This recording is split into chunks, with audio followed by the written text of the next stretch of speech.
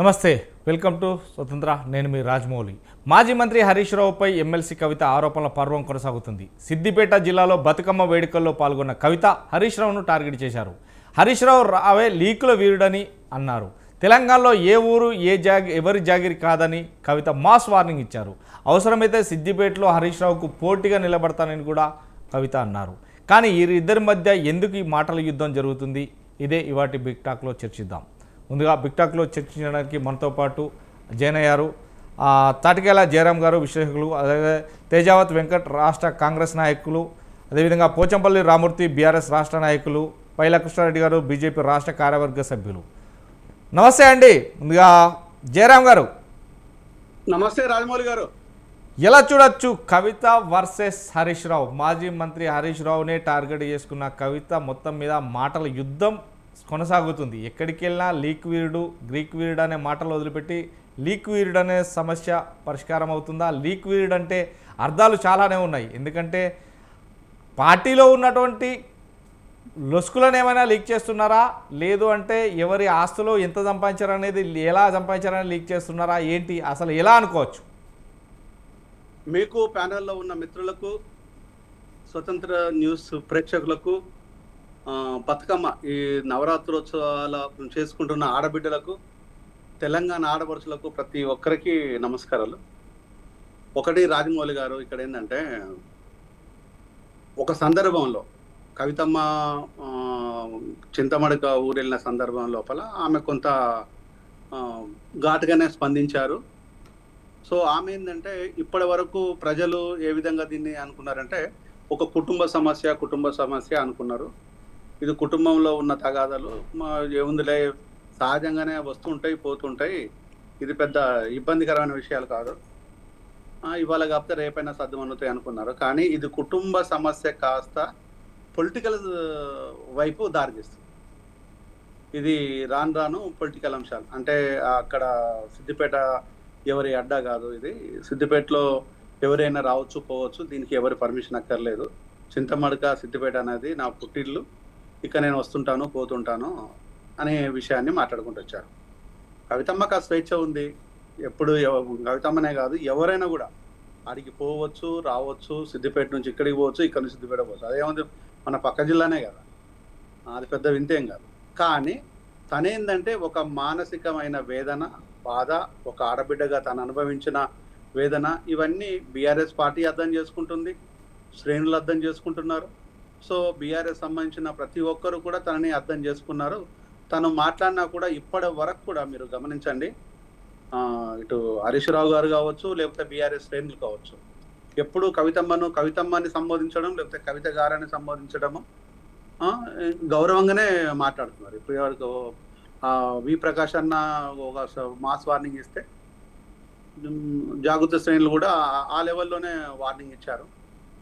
So Harish అన్న ఇట్లా మాట్లాడినప్పుడు కూడా ఎవ్వరు కూడా ఆమె రెస్పెక్ట్ని తగ్గించలేదు. కానీ తను పడిన వేదన కూడా అర్థం చేసుకుంటున్నారు. కానీ ఇక్కడ ప్రజలకు తను చెప్పాలనుకున్నది ఏంటంటే, ఏదో చెప్పాలనుకుంటుంది. ఆ చెప్పాలనుకున్న అంశం ఏంటిది అంటే అది ఇంకా ఇప్పటి వరకు మనకు కనిపించింది, ఇప్పటి వరకు మనం చూస్తున్నది అనేది జస్ట్ ఇది సింగిల్ ఎపిసోడ్ అనేలో మొత్తం సమస్య పరిష్కరించబడింది లేకపోతే కాదు. ఇక్కడ తను చెప్పాలనుకున్న అంశము, లేకపోతే ఇక్కడ హరీష్ అన్న ఒక్కడి విషయమే కాదు, హరీష్ అన్న విషయాన్ని వచ్చింది కాబట్టి మాట్లాడుతుంది. కానీ ఇంకా చాలా మంది జాతకాలు బహుశా చెప్తుండొచ్చు అనేది నా అంచనా. ఒక పొలిటికల్ అనలిస్ట్, ఒక సీనియర్ పొలిటికల్ అనలిస్ట్గా రాజకీయాలను కొన్ని దశాబ్దాలుగా అంటే దగ్గరగా వైఎస్ రాజశేఖర రెడ్డి గారి నుంచి ఇప్పటి వరకు అంటే 25 years నేను రాజకీయాలకు చాలా దగ్గరగా ఉండి గమనిస్తున్న క్రమం లోపల నేను చాలా క్లియర్గా చూసిన దానికి ఏంటంటే, తను ఒక రాజకీయ అంశాన్ని కానీ రాజకీయ ఒడవడికను కానీ ప్రజల ముందు పెడుతుంది. ప్రజల ముందు ఏం చెప్పాలనుకున్న దాన్ని స్పష్టంగా చెప్తుంది. కానీ దానికి ఎగ్జాంపులే అరికపూడి గాంధీ భూ కబ్జాల గురించి మాట్లాడటం. సో ఒక అరికపూడి గాంధీ మాట్లాడిండా అంటే, చేసిండ భూ కబ్జాలు చేసిందంటే బీఆర్ఎస్ పార్టీ లోపల ఇంకొంతమంది కూడా ఉన్నారు. ఆ ఇంకొంతమంది మనం అనేక సందర్భాల లోపల వీళ్ళు భూ కబ్జాలు చేసిండ్రు, భూదందా చేస్తున్నారు అనే దాన్ని మనం అప్పుడు మాట్లాడుకున్నాం.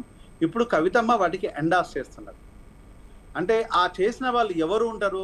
ఈ 10 మందిలో ఇప్పుడు బయటకు వచ్చిన 10 మందిలో ఉన్నారా అంటే ఉండొచ్చు, ఇంకా ఉన్నారా పార్టీలో అంటే ఉండొచ్చు, ఇంకా ఏ రూపంలో ఉన్నారో కూడా మనకు తెలియదు, ఏ ఏ అనుబంధ బంధాలతో ఉన్నారో కూడా మనకు తెలియదు, ఎవరెవరికి అవి కూడా తెలియదు. కానీ తన లోపల మాత్రము చాలా స్పష్టత ఉంది. ఆ స్పష్టతని ఒక్కసారి బ్లాస్ట్ కావటం లేదు. అంటే ఇప్పటి వరకు కూడా తను కూడా, కవితమ్మ కూడా హరీష్ అన్నని గౌరవంగానే సంబోధిస్తున్నారు. ఇది డబ్బు మన ఏంది ట్రబుల్ షూటర్ గారు, డబుల్ షూటర్ అనటం. కానీ ఇప్పటి వరకు కూడా అంటే భాష లోపల కొంత వ్యంగ్యంగా ఉన్నా కూడా ఎక్కడ కూడా సహజంగా నోరు జారటం లేదు. సో ఇక హరీష్ అన్న విషయానికి వస్తే ఇప్పటివరకు జెంటిల్మెన్గా బిహేవ్ చేస్తున్నారు. అంటే ఇది ఈ అండర్స్టాండింగ్ అంతా మనం కుటుంబ సమస్య అనుకుంటున్నాం.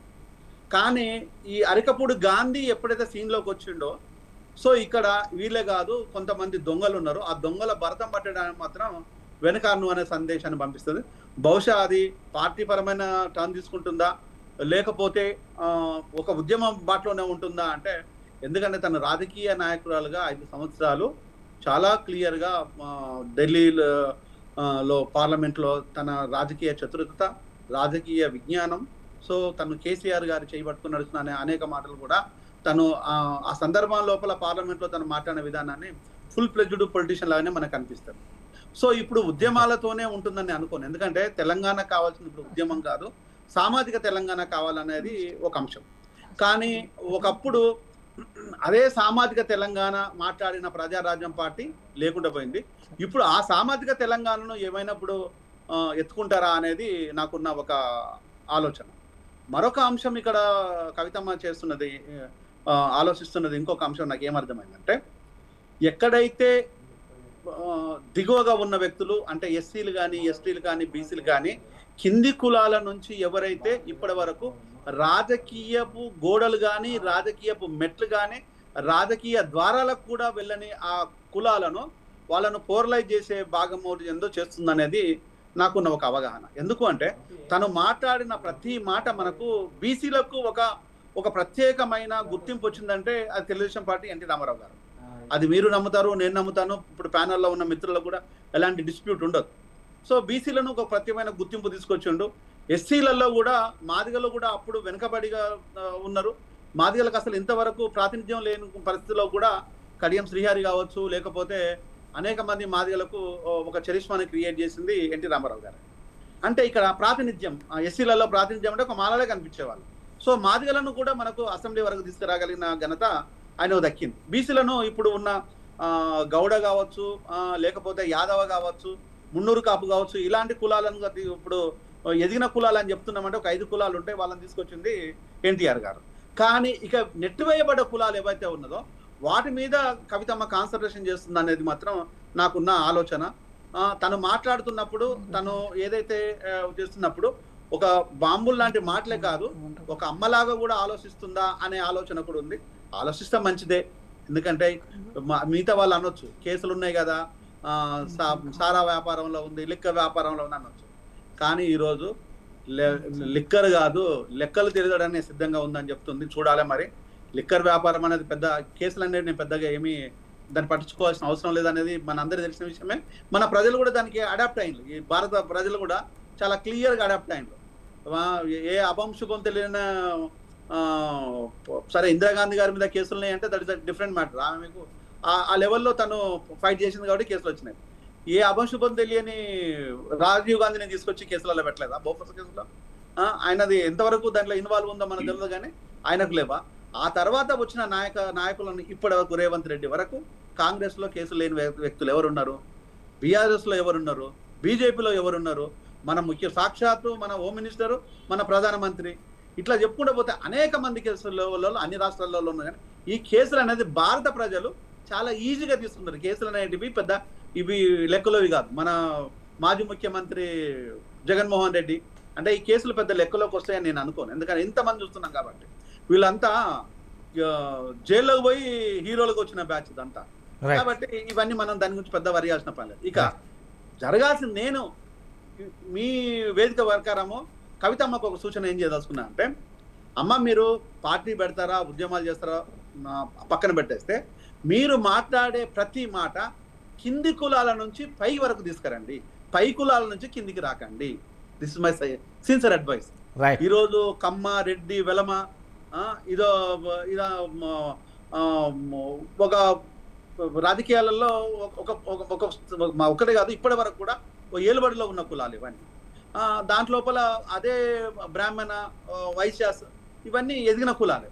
కానీ అట్లా కాకుండా కింది కులాల నుంచి, ఎస్టీల నుంచి తీసుకుంటూ పోతే ఏ కోయ, గోండు, యానాది ఇట్లా రావాలి. మళ్ళీ మాదిగలు, మళ్ళీ లంబడోళ్ళు, మళ్ళీ వచ్చేసి ఈ గొల్లోళ్ళు, మళ్ళీ వీళ్ళు కాకుండా ఎదిగిన కులాలను పక్కన పెట్టేసి కిందికి ఇప్పటి వరకు ప్రాతినిధ్యం లేని కులాలకు మీరు ప్రాణం పోయగలిగితే డెఫినెట్గా ప్రజలు మిమ్మల్ని ఆదరిస్తున్నారు అనేది ఇట్స్ మై సిన్సియర్ అడ్వైస్.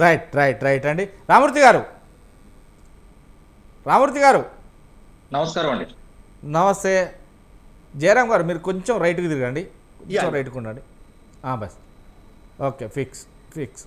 కొంచెం హెడ్ పైకి అయింది, కొంచెం కిందికి. ఓకే. రామూర్తి గారు నమస్కారం అండి. నమస్తే. కల్వకుంట్ల కవిత వర్సెస్ తన్నీర్ హరీష్ రావు, వీరిద్దరి మధ్య మాటల యుద్ధం. అంటే హరీష్ రావు గారు ఇప్పటి వరకు మాత్రం ఎట్టి పరిస్థితులను నోరు జారలేదు. కానీ లీకుల వీరుడు హరీష్ రావే మాకు వెనకాల దయ్యాలు ఉన్నాయి అంటే వాస్తవానికి కూడా అప్పటికి కూడా మాట్లాడడం జరిగింది. వెనక దయ్యాలు ఉన్నాయి, తండ్రి వెనకాల దయ్యాలు ఉన్నాయి, కేసీఆర్ వెనకాల దయ్యాలు తిరుగుతున్నాయి, మొత్తం నాశనం చేస్తున్నాయి అనేది తీసుకొచ్చినా కానీ సంతోష్ రావు, హరీష్ రావు వీళ్ళిద్దరి పేరే తప్ప ఇంకెవరి పేరు అయితే రాలే. కానీ ఈరోజు నేరుగా కూడా హరీష్ రావు పైన ఆమె కామెంట్లు చేయడం జరిగింది. ఎందుకనంటే హరీష్ రావు జాగిరి కాదు, ఎవరి జాగిరి కాదు, ఏ ఊరైనా కానీ ఇది చింతమడక కావచ్చు, సంథింగ్ సిద్దిపేట కావచ్చు, ఏదైనా కూడా ఎవరి జాగిరి కాదు, ఎవరికి రాజకీయాలు అవసరమైతే నేను కూడా మెదక్ నుంచి పోటీ చేస్తాను అని. అంటే ఇంత అంటే పకడ్బందీ అంటే వేరే వాళ్ళ గురించో, వేరే పార్టీల గురించో, లేకుంటే వేరే నాయకుల గురించి మాట్లాడినా పర్లేదు. కానీ ఒక కుటుంబంలో ఒక వ్యక్తిగా, తనకు ఒక బావగా, అదేవిధంగా ఇదే పార్టీలో గత 10 సంవత్సరాల నుంచి వెళ్ళి రెండు సార్లు ఒక మంత్రిగా చేసినటువంటి వ్యక్తిని ఇలా మాట్లాడడం ఎలా చూడొచ్చు? మీ పార్టీ పరిస్థితులు ఏంటి, ఎలా ఉన్నాయి, అసలు మీ పార్టీలో ఎలా చర్చించుకుంటున్నారు దీనిపైన? కవిత వేరే పార్టీ పెడితే వెళ్తానా, లేదా మళ్ళీ పార్టీలోకి తీసుకుంటామనేనా? కవిత అంశాన్ని నేను 2 భాగాలు విభజిస్తా. 6 నెలల ముందు, 6 నెలల తర్వాత. 6 నెలల ముందు ఏ విధంగా మాట్లాడింది, 6 నెలల కింద ఏం మాట్లాడింది అన్నది కొంత మనం కులంకుశంగా వివరించే ప్రయత్నం చేస్తాం. ఎందుకంటే ఈ లెటర్ స్టార్ట్ ఏదైతే ఫస్ట్ లెటర్ ఏదైతే వరంగల్ సభ తర్వాత జరిగిన అంశాలు వాస్తవంగా అది పెద్ద అంశాలు కూడా కాదు, అందులో బ్రహ్మ పదార్థం కూడా ఏం లేదు. మా భవన్లో ఎంపీ ఎన్నికలు ఏదైతే ఆ ఓటమి పాలైన తర్వాత ఓపెన్ గా కార్యకర్తలు చేసుకున్న డిస్కషన్స్ మాత్రమే, అందులో వాస్తవంగా ఏమి లేవు.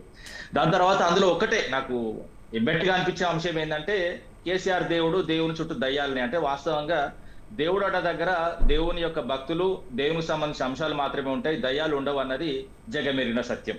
అదే విధంగా దాని తర్వాత వెంటనే జగదీశ్వర్ రెడ్డి మీద కొంత అడిగితే, కవితక్క గురించి అడిగితే మేము అంత పట్టించుకోము కవితక్కనన్న అంశం తర్వాత బాడీ షేమింగ్ చేయడం జరిగింది. ఏదో కవితక్క లిల్లీ పుట్టాని అనడం. ఎందుకంటే అది తొందరపాటు. ఎందుకంటే రాజకీయాల్లో ఎప్పుడు కూడా తొందరపాటు ఉండదు. ఒక గౌరవ కేసీఆర్ గారి బిడ్డ ఎన్ని నేర్చుకోవాలి అంత నేర్చుకోవాలి. కానీ వాస్తవానికి ఏంటంటే బాడీ షేమింగ్ చేయదు. గతంలో బాడీ షేమింగ్ చేసినప్పుడు కూడా కవితక్క కూడా చాలా అంశాలు చాలా విధాలుగా మాట్లాడింది. అంటే కేటీఆర్ గారి పుత్రుని విషయంలో చేసినప్పుడు కూడా. అదే విధంగా సంతోష్ రావు గారి మీద, అదే విధంగా హరీష్ రావు గారి మీద కూడా దాని తర్వాత ఎందుకంటే జగదీశ్వర్ రెడ్డి తర్వాత ఏదైతే మొన్న వెంటనే ఏదైతే కాళేశ్వరం సంబంధించి ఏదైతే మొత్తం కంప్లీట్ గా అవినీతి చేసిల్లు అన్నది ఒక అంశం తీసుకొచ్చింది. అందులో మెగా కృష్ణారెడ్డిని కూడా కలిపింది. వాస్తవం ఏంటంటే ఇక్కడ సెల్ఫ్ అవుట్ అయింది కవితక్క. ఎంత వికెట్లు ఆమె కొట్టుకున్నది. ఎందుకంటే వాస్తవంగా మేడిగడ్డ కాళేశ్వరంలో కాంట్రవర్సీ అంశం ఏంటంటే వాస్తవంగా ఏంటంటే 7వ బ్లాక్ కొంచెం కుంగింది, అది కూడా 2 పిల్లర్లు. అది కూడా వాస్తవంగా మేడిగడ్డ ఏదైతే 4,600 కోట్లు మాత్రమే, అది కూడా కట్టింది మెగా కృష్ణారెడ్డి కాదు, L&T కంపెనీ. మెగా కృష్ణారెడ్డికి ఇచ్చిన అన్ని అంశాలు ఏదైతే ఆయన ఆబ్జెక్ట్స్, అదే విధంగా ఏదైతే ఆయన ఎలిమెంట్స్ ఏదైతే ఇందులో తీసుకున్నాడో కాళేశ్వరంలో అవన్నీ సవ్యంగా ఉన్నాయి. వాటి మీద విచారణ లేదు, ఎక్కడ కూడా అవినీతి ఆరోపణలు లేవు. ఎందుకంటే మేము కాళేశ్వరం విషయంలో ఏదైతే REC company, rural electrification corporation నుంచి వెళ్ళి 94,000 కోట్లు తీసుకోవడం జరిగింది. అందులో 80,000 కోట్లు మాత్రమే ఖర్చు పెట్టడం జరిగింది. 1,00,000 కోట్ల అవినీతి అన్నుల్లో కూడా కవితక్క కూడా చాలా పలుమార్లు కూడా కవితక్క నోట నుంచి చెప్పింది అదే విధంగా ఈ అంశం ఏదైతే హరీష్ అన్న మీద, అదే విధంగా ఏదైతే సంతోష్ రావు గారి మీద, అదే విధంగా ఏదైతే మెగా కృష్ణారెడ్డి మీద ఆరోపణలు చేసిన 2-3 రోజులకే మళ్ళొక ప్రెస్ మీట్ పెట్టింది. కాళేశ్వరం అద్భుతమైన ప్రాజెక్టు, కాళేశ్వరం వరప్రసాద్ని, కాళేశ్వరం ద్వారానే తెలంగాణకు నీళ్ళు వచ్చినాయి, అంతే తప్ప తెలంగాణకు కాళేశ్వరం ద్వారా అద్భుతాలు జరిగినాయని మళ్ళీ కవితక్క చెప్తుంది. ఎందుకంటే ఇక్కడ డ్యూయల్ మైండెడ్ గా కొంచెం ఎందుకో కన్ఫ్యూజన్ కవితక్క లాగా కనబడుతున్నది. అదే విధంగా నిన్న ఏదైతే చింతమడకకు పోయింది, బతుకమ్మ ఆడుకోనికి పోయింది. వాస్తవంగా మేము ఎక్కడ కూడా ఎవరిని కూడా ఆపమండి. ఎందుకంటే తెలంగాణలో అందరూ పౌరులే, బిడ్డ అయినా, తల్లైనా, కొడుకైనా, ఎవరైనా కూడా ఎవరైనా ఇక్కడికి పోవచ్చు. ఎప్పుడు కూడా సిద్దిపేటకు కానీ ఏదైతే 119 నియోజకవర్గాలు కానీ ఎవరైనా ఎక్కడైనా ఎవరిని ఆపలేదు, ఏ పార్టీ ఆపలేదు. ఎవరైనా ఆపినా కూడా వాస్తవంగా వాళ్ళకి ఇబ్బందికర వాతావరణం ఏర్పడుతుంది. ఎందుకంటే రాజకీయాల్లో చేసేటప్పుడు వాస్తవంగా కొంచెం జాగ్రత్తగా చేయాలి. ఎందుకంటే ఇప్పుడు దాన్ని కేజీఎఫ్ లాగా వర్ణించింది. నేనేమంటున్నా, అసలు దాన్ని కేజీఎఫ్ లాగా చేస్తావా కవితక్క అని అంటున్నా. ఎందుకంటే సస్యశ్యామలంగా ఉన్న తెలంగాణ, వాస్తవంగా ఎక్కడ కూడా ఎవరికి ఇబ్బంది కలిగిన తెలంగాణ. ఇప్పుడు మనం కొట్లాడుకుంటే అవతరానికి సంద అవుతుంది అన్నది క్లియర్ గా తెలుసు. ఎందుకంటే ఈ అంశం తెలిసి కూడా కవితకు ఎందుకు ముందుకు పోతుందో నాకు అర్థం అవ్వట్లేదు. అదే విధంగా నాన్నకు నన్ను దూరం చేశారని మాట్లాడుతుంది. నాన్నకు ఎవరు దూరం చేయరండి. వాస్తవంగా ఏంటంటే నాన్నకు మనం దూరం అవుతాం. ఎందుకంటే మన ప్రవర్తన కానీ, మన కథ కానీ కొంచెం పార్టీకి ఇబ్బందికరమైన వాతావరణం కలిగినప్పుడు గౌరవ కేసీఆర్ గారు నిర్ణయం తీసుకున్నారు. ఆ నిర్ణయాన్ని, ఎందుకంటే కేసీఆర్ ని దేవుడిగా భావిస్తున్నావు కాబట్టి, వాస్తవంగా కవితక్క దేవుడిగా భావించినప్పుడు దేవుడి నిర్ణయం వాస్తవంగా స్థిరత తప్పకుండా పాటించాలి. ఇక దానిలో క్వశ్చన్స్ లేవు. సస్పెండ్ చేసినప్పుడు సైలెంట్ గా ఉండాలి. ఎందుకంటే తండ్రి, అసలు ఇంకోటి ఏంటంటే తండ్రిని కాదని ఎవరు కూడా ఎన్ని రాజకీయం చేసినా ఏమి అంటే వాస్తవంగా ఏం సాధించాలనుకున్నా, ఏం వచ్చినా కూడా మనం ముఖ్యమంత్రులమైనా, లేకపోతే ఇంకేదైనా ఎమ్మెల్యేలమైనా, లేకపోతే ఇంకే మంత్రులమైనా కూడా వాస్తవంగా వరస్టే. నేనేమంటున్నా, తండ్రి నిర్ణయాన్ని తూచా తప్పకుండా పాటించాలి. అదే విధంగా అవసరమైతే నువ్వు తప్పు చేయలేదని తండ్రి దగ్గరికి పోయి వాస్తవంగా ఏమన్నా చెప్పుకుంటే చెప్పుకో. ఎక్కడ కూడా గోడలకు ఏదైతే బారికేట్లు లేవు. క్లియర్ గా ఎక్కడైతే వాస్తవంగా చెప్తున్నా, తెలంగాణ ఏర్పాటుకు ముందు నుంచి తెలంగాణ తర్వాత కూడా గౌరవ కేసీఆర్ గారు వాస్తవంగా అందరినీ కలిసి ఇక్కడ బదనాం చేశారు. ఎందుకంటే తీవ్రంగా బదనాం చేశారు. ఎందుకంటే ఓపెన్ గా చెప్పాలనుకుంటే ఇప్పుడు రేవంత్ రెడ్డి కూడా ఎవరిని కలవట్లేదు. వాస్తవంగా ఒక ముఖ్యమంత్రి అనే క్యాండిడేట్ కలవాలనుకున్నప్పుడు కొన్ని కండిషన్స్ ఉంటాయి. ఇప్పుడు ప్రతిపక్ష నాయకుడు వాళ్ళ మొత్తానికి మళ్ళీ ఇంకోటి ఏంటంటే వాళ్ళ నాన్నగారు ఎప్పుడైనా ఎన్ని విధాలుగా కలిసింది అన్ని విధాలు కలిసింది. మొన్న కూడా కలిసింది. వాస్తవం ఏంటంటే అక్కడ ఏదో నొచ్చుకున్న అంశాలు ఉంటే ఉండొచ్చు. వాస్తవంగా అంతర్గత విషయాలు. నేనేమంటున్నా అంటే రాజమౌళి గారు, వాస్తవంగా చెప్పాలంటే మనుషులుగా పుట్టిన దేవుళ్ళు వాస్తవంగా ఏదైతే ఈ భూమండలం మీద యేసుక్రీస్తు గాని, రాముడు గాని, కృష్ణుడు గాని వాళ్ళకే తప్పలేదండి కష్టాలు. మేమెంత అండి? ఇప్పుడు ప్రతి అంశాన్ని కూడా మేము వాస్తవంగా ఏంటంటే ప్రతి కుటుంబంలో ఇంటింటికి మట్టిపోయి అన్నట్టు మా కుటుంబంలో కూడా కొన్ని ఉంటే ఉండొచ్చు. ఆమె రాజకీయంగా అడిగేస్తే వేయచ్చు. వద్దాం ఏమంటే ఎవరు కూడా శాశ్వతంగా ఎవరు కూడా పుట్టుకొని రారు, పట్టుకొని రారు. ఎందుకంటే ఆమె నిర్ణయం తీసుకున్నది, ఆమె పోతున్న దారిలో కూడా చాలా విధంగా వాస్తవంగా చెప్పాలంటే కొన్ని స్కామ్లలో కూడా ఏదైతే మొన్న గతంలో ఏర్పడ్డప్పుడు కూడా వాస్తవంగా ఒప్పుకోకపోయినా పార్టీకి నష్టం జరిగింది అన్నది కూడా జగబెరిగిన సత్యం. కానీ ఆమె ఒప్పుకోవట్లేదు. ఎందుకంటే ఇప్పుడు ఆరోపణలు వచ్చినప్పుడు ఎవరైతే ఇప్పుడు గౌరవ హరీష్ రావు గారి మీద వాస్తవంగా ఆరోపణలు చేసినప్పుడు, ఎందుకంటే వాస్తవంగా ఆయన ఏదైతే వాస్తవంగా ఓపెన్ గా మాట్లాడుకుంటే అసెంబ్లీలో ఏదైతే అతి కీలకమైన ఘట్టం కాళేశ్వరం గురించి ఏదైతే పీసీ ఘోష్ కమిషన్ ఏదైతే వాస్తవంగా చెప్పాలంటే పొలిటికల్ ఘోష్ కమిషన్ అనుకోవచ్చు, అది ఏర్పాటు చేసి ఏదైతే తుది నివేదిక వచ్చిన తర్వాత అసెంబ్లీలో పెట్టి మాట్లాడుతున్న క్రమంలో ఆ రోజు తన సొంత ఏదైతే బిడ్డది ఉన్నా కూడా దాదాపు 4 గంటలకు మార్నింగ్ 4 గంటలకు ఫ్లైట్ ఉన్నా కూడా కంప్లీట్ ఏదైతే 12 గంటల లోపే సమాధానం చెప్పి పిన్ టు పిన్ క్లియర్ గా ఏదైతే రాష్ట్ర ప్రభుత్వం ఏం చేస్తున్నది, ఎంత కుట్ర చేస్తున్నది, కాళేశ్వరం మీద ఏం జరిగిందని కులంకుశంగా వివరించి పోయిన తర్వాత కుట్రపూరితంగా రాత్రికి హరీష్ అన్న పేరు పుట్టుకొచ్చింది తప్ప కవితక్క నోటకి అంత ముందు ఒక్కసారి కూడా హరీష్ రావు గారి మీద మాట్లాడింది కవితక్క. ఏదైతే కాళేశ్వరం అంశం అసెంబ్లీ ఏదైతే అయిన తెల్లారి ప్రెస్ మీట్ పెట్టి మాట్లాడడం అంటే వాస్తవంగా చెప్పాలంటే ఒక్కసారి ఆత్మవిమర్శ చేసుకో కవితక్క అని చెప్తున్నా. ఎందుకంటే ఇప్పుడు రాజకీయాలు చాలా ఉంటాయండి. ఇప్పుడు తండ్రిని కాదని బిడ్డ ఏం సాధించలేదు, అది సాధించినా కూడా అది సాధింపు కిందికి రాదని నేను చెప్తాను. రైట్. కృష్ణారెడ్డి గారు నమస్కారం సార్. నమస్తే. తెలంగాణలో ఇప్పటి వరకు 10 సంవత్సరాలు ఏలినటువంటి బీఆర్ఎస్ పార్టీలో అంతర్యుద్ధం మొదలైంది అనే చాలా వరకు వర్గపూర్ నడుస్తుంది ఆ పార్టీలో అనేది కులంకుశంగా కొంతవరకు బయటకు వచ్చింది. కానీ ఇదే నేపథ్యంలో ఎల్లారు ముద్దుగా పెంచుకున్నటువంటి కవితమ్మను సస్పెండ్ చేయడం, అదేవిధంగా ఆమె పదవికి రాజీనామా చేయడం, ఇలాంటి చొచ్చుకొచ్చిన నేపథ్యంలో కొత్త పార్టీ పెడతారనేది అదొక్కటైతే, ఇంకొక విషయం ఏంటంటే ఇందులో పార్టీలోనే ఉన్నారు ఆల్రెడీ మాజీ మంత్రులు, అదేవిధంగా ఒక ఎమ్మెల్సీ, గ్రాడ్యుయేట్కి సంబంధించిన కొంతమంది, ఇలాంటి వ్యక్తులపైన ఒక మాజీ మంత్రులపైన బాడీ షేవింగ్ కావచ్చు, ఇలాంటి వ్యక్తులు కావచ్చు మాట్లాడడానికి. ఒకవేళ సపోర్ట్ చేస్తే చెయ్యి, లేదు అంటే యుద్ధం ప్రకటించినా కానీ చెయ్యి, అతనిపైన పోటీ చెయ్యి, కాదనట్లేరు. కానీ ఇది ప్రజల వద్దకు తీసుకువెళ్ళడం ఎంతవరకు కరెక్టు? గతంలో కలిసిన వ్యక్తులు ఇప్పుడు విడిపోయారా అని అంటే అది వేరే పార్టీ కాదు కదా. ఒకే పార్టీలో పుట్టినటువంటి వ్యక్తులు వీళ్ళంతా కూడా తెలంగాణ కోసం కొట్లాడిన వ్యక్తులు అయితే కాదు, తెలంగాణ సాధించి తెచ్చిన వ్యక్తులు అయితే కాదు. కొట్లాడింది తెచ్చిందంటే హరీష్ రావు పాల్గొన్నాడు, అదేవిధంగా కేసీఆర్ పాల్గొన్నాడు, సబ్బండ వర్ణాలు పాల్గొన్నాయి, మీడియా పాల్గొంది, రాజకీయవేత్తలు, వ్యాపారవేత్తలు, ప్రతి ఒక్కరు ఆడ పొలిటికల్ చేసి టీచర్స్, యుద్ధాలలో పాసులు బారిన వ్యక్తులు ఎందరో ఉన్నారు, పోలీసులు అమరు వీళ్ళు కావచ్చు, వీళ్ళంతా కూడా అందరు ఆల్ బెస్ట్. కానీ ఈ నేపథ్యంలోనే ఒకే పార్టీలో ఉండి వెన్నుపోటు పొడవడం ఏంటి? లీక్ వీరుడు అంటే అర్థాలు ఎన్నిటికి వస్తున్నాయి అంటే ఆ గత సంపాదన గురించి, ఇప్పటి సంపాదన గురించి కూడా తీసుకొచ్చారు. ఇవన్నిటి గురించి అసలు ఎలా అనుకోవచ్చు, ఎలా చూడవచ్చు?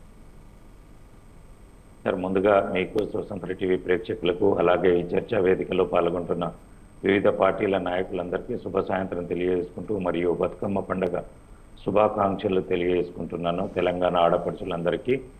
ముఖ్యంగా కవిత గారు మాట్లాడుతున్న అంశాలలో 100% నిజాలు ఉన్నాయి. వాస్తవాలు ఏంటంటే, మనము హరీష్ రావు గారిది ఈరోజు కాదు, ఆయన మీద వస్తున్న అభియోగాలు గత రాజశేఖర రెడ్డి గారు ఉన్నప్పటి నుంచే బీఆర్ఎస్ పార్టీని రెండుగా చీల్చేసి బీఆర్ఎస్ పార్టీని భూస్థాపితం చేద్దాము, 10 మంది ఎమ్మెల్యేలు ఉన్నప్పుడే ఒక ఎంపీతో సహా 5-6 ఎమ్మెల్యేలతో సహా వెళ్ళి కాంగ్రెస్లో కలుద్దామని చెప్పేసి ఆ రోజే పథకం వేశాడు, పన్నాగం వేశాడు అనేది జగమెరిగిన సత్యం. దీనికి వాస్తవాలు కూడా ఉన్నాయి.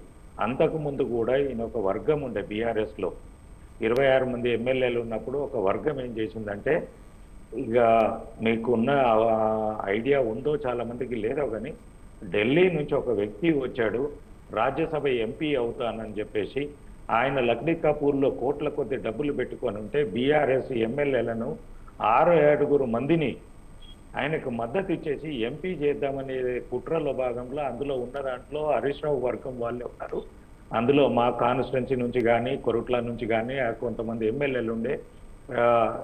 అందుకంటే కవిత గారు పూర్తి స్థాయిలో ఎక్స్ప్లెయిన్ చేయలేకపోతున్నారు అనుకుంటున్నాను. హరీష్ రావు గారి యొక్క నీడ ఎంత భయంకరంగా ఉంటుంది అనేది ఈ మధ్య కాలంలో సిద్దిపేట గ్రామ ప్రజలందరినీ, ఇంతకుముందు అధికార బలం ఉన్నదని చెప్పేసి ఏ ఒక్కరు కూడా మాట్లాడలేరు, ఏ ఒక్కరు కూడా సాహసించలేరు, బయటకు రాలేకపోయారు. ఈ మధ్య కాలంలో మీరు కానీ మనం కానీ కొంతమంది ప్రజలను అడిగితే హరీష్ రావు గారు మీడియా ముందు మాట్లాడేది కానీ, మీడియా వెనకాల మాట్లాడేది కానీ చాలా భయంకరంగా ఉంటాయి. ఆయన ఎత్తులు కూడా ఎదుటోళ్లకు చాలా ఇబ్బందిగా వ్యక్తిగతంగా టార్గెట్లో ఉంటాయి. కాబట్టి ఈ అంశాలను కవిత గారు ముందుకు తీసుకొచ్చారు. అది ఎలా ఎక్స్ప్లెయిన్ చేస్తుంది అనేది అది పబ్లిక్లోకి కరెక్ట్ బోర్తలేదు. కానీ ఈ అంశంలో ప్రతి ఒక్కసారి గత క్యాబినెట్ విస్తరణప్పుడు కూడా, ఆయన కాపినప్పుడు కూడా ఆయన మీద అభియోగాలు వచ్చినాయి. ప్రతి ఎలక్షన్స్ అప్పుడు కూడా బ్లాక్ మెయిలింగ్ రాజకీయాలకు, లాస్ట్కి అక్కడ దాకేందుకు కేటీఆర్ ఓడిపోవడానికి కొట్టడానికి కానీ, కొంతమంది కేటీఆర్కు సపోర్ట్ చేసే ముఖ్యమైన నాయకులు ఓటమికి ఆయన డబ్బులు పంపించారనే ఆరోపణలు కానీ, ఇవన్నీ కూడా ఆ ఏరియాలో ఉన్న కార్యకర్తలను వాళ్ళందరిని అడిగితే కూడా చెప్తారు ఎక్కడి నుంచి ఎవరు వచ్చిండ్రు, ఎవరు వచ్చి ప్రచారం చేశారు, ఎవరేం చేశారనేది పూర్తి స్థాయిలో అవగాహన ఉన్నది. ఈయన వర్గం అనేది దాన్ని ప్రతి కాన్స్టిట్యున్సీలో ఈయన కొంతమందిని పెట్టుకొని వారితోటి బీఆర్ఎస్ పార్టీని ఈ రోజు కూడా హరీష్ రావు గారు బ్లాక్మెయిలింగ్ తోటే నడుస్తుంది.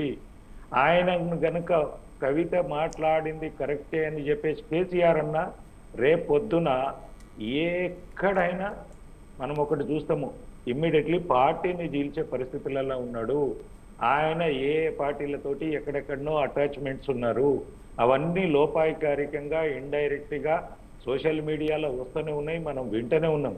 కానీ అది పూర్తి స్థాయిలో వారి నోట్లోకి వచ్చి నుంచి బయటకు వచ్చేంత వరకు వాస్తవాలని చెప్పేసి గ్రహించాం. కాబట్టి ఎవరికి వాళ్ళు సమర్థించుకుంటారు, ఎవరికి వాళ్ళు నాదే నేను అటువంటిది కాదు అంటున్నారు. కానీ చూస్తున్న వ్యవహారాలు, జరుగుతున్న పరిణామాలు, ఒక 6 నెలల కాలంలో బీఆర్ఎస్లో శకుని పాత్రలు స్టార్ట్ అవుతాయి, ఆ గింజుకోవడాలు స్టార్ట్ అవుతాయి. పార్టీ కార్యాలయం మీద కూడా ఇప్పటికే కూడా పార్టీ కార్యాలయం దగ్గర కూడా సెక్యూరిటీ పెట్టుకొని నిలవాల్సిన పరిస్థితులు ఏర్పడుతున్నాయంటే బీఆర్ఎస్ పార్టీలో తారస్థాయికి చేరినాయి. ఇవి కుటుంబ గొడవలకు పంపకాలకు దగ్గర వచ్చిన గొడవలు. ఇంతకుముందు అధికారం ఉన్ననాడు ఆధిపత్యానికి అవకాశం లేకుండా పోయింది. కవిత గారు కావచ్చు, కేసీఆర్ కూతురే కావచ్చు, కేసీఆర్ గారికి ప్రియమైన కూతురైనా కానీ రాజ్యం అంటే అధికారంలో ఈమెకి ఇవ్వకపోవడము, అధికారంలో ఈమెకు అవినీతి చేసుకోవడానికి అవకాశం ఇవ్వకపోతేనే ఆమె ఢిల్లీ స్థాయి దాకా పోయి లిక్కర్ కేసులలో ఇరికి అక్కడ ఈ స్టేట్ దాటి ఆమె వ్యాపారాలు చేసుకునే పరిస్థితి వచ్చింది. ఇక్కడ వీళ్ళ చేతిలో అధికారం ఉండుట్లో ఆమెకు సహకారాలు అందలేదు, సహాయ సహకారాలు అందలేదు. ఇలాంటి ఇబ్బందులు అన్నీ ఉన్నాయి. అవన్నీ కూడా అధికారం పోయిన తర్వాత వాళ్ళు బలహీనులైన తర్వాత కవిత గారు ఈ అంశాలన్నింటినీ ముందట పెడుతున్నారు. అల్టిమేట్గా దీనికి అంతటికీ మూల కారణము ఎవరు అని చెప్పదలుచుకున్నది అంటే వీళ్ళందరూ ఇప్పుడు మనం ఎవరు చేసినా, హరీష్ రావు చేసినా, సంతోష్ రావు చేసినా, ఎమ్మెల్యే చేసినా, బీఆర్ఎస్ పార్టీ నాయకులు తప్పులు చేసినా ఇవన్నిటికీ నాయకత్వం వహించిన వాళ్ళు ఎవరు? కేసీఆర్ గారు. కాబట్టి కేసీఆర్ వైఫల్యము, కేసీఆర్ గారు చేతగానితనంతో ఇవన్నీ జరిగినాయి అనేది కవిత గారు ఇండైరెక్ట్ గా చెప్పదలుచుకున్నారు. కాబట్టి అది తెలంగాణ సమాజము గ్రహిస్తుంది. ఇక రాబోయే రోజుల్లో బీఆర్ఎస్ పరిస్థితిని భగవంతుడి దిగి వచ్చినా కాపాడలేడని చెప్పేసి తెలియదు. రైట్. మొత్తం మీద కేసీఆర్, హరీష్ రావు, కేటీఆర్ ఈ ముగ్గురి నీడల్లో ఉన్నటువంటి కవిత గారు ఇలా మాట్లాడడం ఎంతవరకు అనేది మాత్రం ఉంది. ఇక నాయక్ గారు చెప్పండి, ఎలా చూడొచ్చు మొత్తం మీద బీఆర్ఎస్ వర్సెస్ కవిత ఈ నేపథ్యంలోనే ఒక్కసారిగా ఆ మాటల యుద్ధంతో కొత్త పార్టీ పెడతారా అనేది ఒకానొక దశలో చూస్తే కనుక ప్రజల వద్ద ఖచ్చితంగా ఉండదు. ఎందుకంటే కవిత అనేది ఒక పేరు, హరీష్ రావు కావచ్చు, కేటీఆర్ కావచ్చు, సంతోష్ రావు కావచ్చు, కవిత కావచ్చు, ఈ నలుగురు కూడా కేసీఆర్ నీడలోనే ఉన్నారు. ఈ నలుగురికి సంబంధించి ఇప్పటికీ ఇందులో హరీష్ రావు కావచ్చు, కేటీఆర్ కావచ్చు, ఈ ఇద్దరు మినిస్టర్లు అయినప్పటికీ కూడా కవితను ఎమ్మెల్సీ చేశారు, అదేవిధంగా ఇక్కడే చేశారు. ఈ నేపథ్యంలోనే ఎంపీగా కూడా చేశారు. ఇక్కడ ఎమ్మెల్సీ నుంచి అక్కడికి పోవడం జరిగింది ఆ ఎంపీ కూడా. ఈ నేపథ్యంలోనే ఒక్కసారిగా లీక్ వీరుడు అని హరీష్ రావును అంటే ప్రజలు ఎట్లా అంటే బీఆర్ఎస్ పార్టీ శ్రేణులు ఎలా ఉంటారు, ఇక కాంగ్రెస్ పార్టీలో మాత్రం కాంగ్రెస్ వర్సెస్ బీఆర్ఎస్ మాత్రమే అంటున్నారు. ఈ మూడు పార్టీలకు తిరగరాసింది మాత్రం ఈ లీక్ వీరుడి పరిస్థితులు ఏంటి, అసలు ఎలా ఈ లీక్ వీరుడు అంటే వారికి ఉన్నటువంటి కామెంట్ రూపంలో వాళ్ళ ఆస్తులా, లేదంటే వీళ్ళ పార్టీ నుంచి వచ్చే కొన్ని లీకులా, ఎలా చూడొచ్చు? రాజమౌళి గారు, మీకు ప్యానెల్ పెద్దలకు నమస్కారం. ఈ విషయాన్ని కవిత వర్సెస్ బీఆర్ఎస్గా మేము చూస్తలేము. కవిత వర్సెస్ హరీష్ రావు, కవిత గారు వర్సెస్ మన సంతోష్ రావు గారు. అంటే ఈ పంచాయతీలో ఇప్పుడు లీక్ వీరుడు అనే పదం మీరు యూజ్ చేసి కాబట్టి చెప్తున్నా. మొత్తం ఆ లెటర్ బయటకు వచ్చిన కాడి నుంచి ఇదంతా పంచాయతీ. అది గెట్టు పంచాయత, పైసలు పంపే పంచాయత, పంపకాల పంచాయత. నిజంగా చెప్పాలంటే తెలంగాణ ప్రజలకు సంబంధం లేని వ్యవహారంగానే మేము చూస్తున్నాం, తెలంగాణ ప్రజలు చూస్తున్నారు. కానీ మీరు చూడండి, కవిత గారి పెళ్లి చేయడానికి కూడా పైసలు లేని సందర్భాల నుంచి ఈరోజు కొన్ని వేల కోట్ల వరకు వాళ్లకు సంపద రూపంలో వచ్చింది. కొన్ని లక్షల ఎకరాల భూములు ధరణి పేరుతో కొల్లగొట్టబడ్డాయి. చెట్ల పేరుతో, నీళ్ళ పేరుతో, భూముల పేరుతో ఎన్నో వేల కోట్లు, లక్షల కోట్ల వరకు పైసలు వచ్చిన సందర్భాలు ఉంటాయి. సో ఇక్కడ గెట్టు పంచాయతీ అనుకుంటాం, పంపకాల పంచాయతీ అనుకుంటాం. లీక్ వీరుడు అనగానే కవిత గారు కొన్ని అంశాలను ప్రధానంగా బేస్ చేసుకొని కేసీఆర్ గారికి లేఖ రాసిన సందర్భంలో ఆ లేఖలోని సారాంశాన్ని, ఆ లేఖలోని అంశాన్ని, దేవుని పక్కన దయ్యాలు చేరినాయి, ఆ దయ్యాలే ఈ లేఖను బయటపెట్టినాయి. నేను రాసిన లేఖను బహిర్గతం చేసి బీఆర్ఎస్ పార్టీకి నాకు సంబంధాలను తెగ్గొట్టి కేసీఆర్ గారి దగ్గర నా స్థాయిని పలచనబడేలా చేసిరని చెప్పి హరీష్ రావు గారి దగ్గర డైరెక్ట్ బాణాన్ని వేసిన సందర్భాలు ఉండే. కాళేశ్వరంలో కేసీఆర్ గారికి సంబంధం లేకుండా మెగా కృష్ణారెడ్డి గారు, హరీష్ రావు గారు ఇద్దరు పైసలు దోచుకొని ఈరోజు కాళేశ్వరం ఉన్న బదనాంని కేసీఆర్ గారి మీద వచ్చేలా చేశారని చెప్పే ప్రయత్నం చేస్తున్నారు. రాజమౌళి గారు, నేను మాట స్పష్టంగా అడుగుతున్నా. ప్రతి ఉప ఎన్నికల్లో వేల కోట్లు, వందల కోట్లు ఖర్చు చేయడానికి పైసలు వచ్చిన సందర్భాలు కేసీఆర్ గారికి తెలిసిన తర్వాత కూడా ఈ పైసలు ఏడు నుంచి వచ్చాయని చెప్పి అడిగే కొంచెం సాహసం కేసీఆర్ గారు చేయలేకపోయారు హరీష్ రావు గారికి. అంటే ఇవన్నీ తెలిసిన వ్యవహారాలే. కానీ కేసీఆర్ గారి మీద విక్టిమ్ కార్డు వాడడం కోసం కవిత గారు వీళ్ళ మీద టార్గెట్ చేస్తే కనీసం కేసీఆర్ గారి దగ్గర, కేటీఆర్ గారి దగ్గర నాకు మార్కులు దొరుకుతాయనే ఉద్దేశం చేత ఉన్న అంశాలని మొత్తం ఏది ఒక చోట గుప్తంగా ఉంచి కేవలం కొన్ని అంశాలని రాజకీయంగా బయటపడే ప్రయత్నం చేస్తున్నారు. సరే, ఇక్కడ తెలంగాణ ప్రజలకు కావాల్సిన అంశం ఏంటి, తెలంగాణ ప్రజలకు అవసరమైన అంశం ఏంటనేది తెలంగాణ ప్రజల తరపున వకాల్తా పుచ్చుకుంటుంది కాంగ్రెస్ పార్టీ. ఎట్లా వకాల్తా పుచ్చుకుంటుందంటే కాళేశ్వరంలో అవినీతి జరిగింది, అదేవిధంగా హరితహారంలో అవినీతి జరిగింది, భూముల దగ్గర అవినీతి జరిగింది, ధరణి పేరుతో కేవలం 1,30,00,000 ఎకరాలున్న భూములు ఈరోజు 1,55,00,000కు పెరిగింది. ఆ పెరిగిన భూములన్నీ దేవాదాయ భూములు, అసైన్మెంట్ భూములు, ఇలా కొన్ని భూములను కేటీఆర్ గారు ధరణి పేరుతో చేర్చుకున్నారని చెప్పి మేము చెప్పిన సందర్భాన్ని కవిత గారు ఎందుకు ఇన్ని రోజులు దాచారు? కాళేశ్వరంలో అవినీతి జరిగిందని మీకు తెలుసు, హరీష్ రావు గారు దాంట్లో పాత్ర ఉందని తెలుసు, సంతోష్ రావు గారు చాలా విషయాల్లో ఇది ఫామ్ హౌస్లో కానీ లేకపోతే వెంచర్లో కానీ లేకపోతే విల్లా ప్రాజెక్టులో కానీ ఎవరో నవీన్ రెడ్డి గారంట పెద్ద మనిషి, నవీన్ రెడ్డి గారు నవీన్ రావు గారు వాళ్ళతో కలిసి అంతా చేస్తున్నారు, గూడు పుటాన్ని చేస్తున్నారు మీకు తెలుసు. మరి ఎందుకు మీరు బయట చెప్పాలి? మీకు కష్టం వచ్చినప్పుడు, మీకు ఇబ్బంది వచ్చినప్పుడు మీరు చెప్పారు. కానీ తెలంగాణ ప్రజల సొమ్ము కాబట్టి, తెలంగాణ ప్రజల ఖజానా కాబట్టి బీసీల కోసం కొట్లాడుతున్నారు కదా మీరు. ఆ బీసీల ఖజానా, బీసీల సొమ్ము మీ ఫ్యామిలీ, మీ కుటుంబం తీసుకున్నప్పుడు ఎందుకు ఆ రోజు చెప్పలేదు మీరు? ఆ రోజు కనుక చెప్తుంటే తెలంగాణ ప్రజలు రియలైజ్ అయ్యేవాళ్ళు కదా. సో ఇక్కడ ఒకటే విషయం అర్థం చేసుకోవాల్సిన అవసరం ఉంది. కవిత గారి తరపున మీ కాంగ్రెస్ ప్రభుత్వం వకాల్తా పుచ్చుకోదు, కాంగ్రెస్ పార్టీ కూడా వకాల్తా పుచ్చుకోదు. కానీ మా కన్సర్న్లా ఒకటే, తెలంగాణ రాష్ట్రంలో గూడుపుటాన్ని జరిగింది, తెలంగాణ రాష్ట్రంలో ఆర్థిక విధ్వంసం జరిగింది. ఆ ఆర్థిక విధ్వంసానికి కారణమైన వ్యక్తులు ఎవరైనా అంశం తెలంగాణ ప్రజలకు తెలుసు. అయినా సరే అది మీ మనసులో పెట్టుకొని, మీ దగ్గరే అంశాన్ని పెట్టుకొని కేవలం లీకి వీరుడు అని ఎవరినైతే మీరు నామకరణం చేసిరో వారు మీ లేఖను బయట పెట్టడం ద్వారా మీ కుటుంబంలో అది పంచాయతీగా మారిన తర్వాత మాత్రమే బయట చెప్తా. అంటే ఇది చిన్నపిల్లల ఆట కాదు, ఇది చిన్నపిల్లలు ఆడుకునే ఆట కూడా కాదు. తెలంగాణ సమాజం గ్రహిస్తుంది. మేము ఒక మాట స్పష్టం చేసే ప్రయత్నం చేస్తున్నాం సార్. కాళేశ్వరం విషయంలో ఇందాక అన్నగారు చెప్తుండే ఏది పీసీ గోస్ కాదు పొలిటికల్ గోస్ కమిషన్ అని చెప్పి ఒక మాట స్పష్టం చేసే ప్రయత్నం చేస్తున్నాం. కాళేశ్వరంలో 2 అంశాన్ని ప్రధానంగా కనుక తీసుకుంటే విజిలెన్స్, క్యాగ్, ఎన్ఫోర్స్మెంట్ రిపోర్ట్లు ఇచ్చిన ప్రకారం లోపాలు ఉన్నాయని తెలియంది.